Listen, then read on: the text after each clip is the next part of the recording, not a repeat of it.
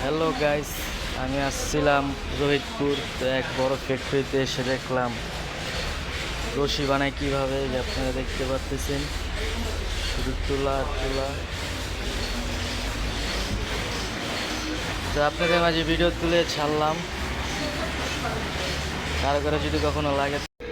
বড় একটি রশির কারখানায় দেখে আমার মনটা ভরে গেল, তাই আপনাদের মাঝে তুলে ধরার চেষ্টা করলাম। দেখুন পাট দিয়ে কিভাবে রশি তৈরি করা হয়। এইখানে দেখুন বস্তায় বস্তায় তারা রশি তৈরি করে রেখেছে।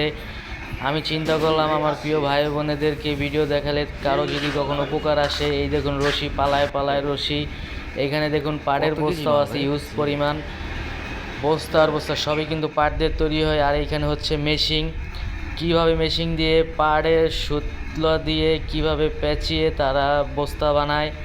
কত বড় প্রজেক্ট, যা আপনাদের মাঝে এখনই দেখাচ্ছি আমি। খুবই সুন্দর দেখতে। এখানে দেখুন সুতার কোণগুলো অনেক সুন্দর।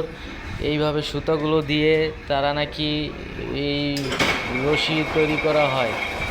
এখানে অনেক বড় একটি মেশিন আছে, মেশিনটি কিছুক্ষণের ভিতরে ঘুরবে। আবার একটি ভাই আছে এখানে বোনিং করতেছে।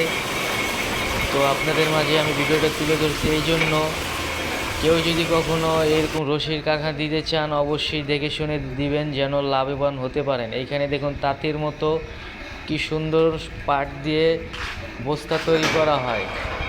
এখানে সুতার কোণ আছে অ্যাভেলেবেল। যার যখন কোনো কাজকর্মের প্রয়োজন হয় তাহলে অবশ্যই আমার ভিডিওতে লক করবেন, আমি আপনাদেরকে হেল্প করব। এই সেই পাট, ঝুরা ঝুরা পাট তোলার মতো।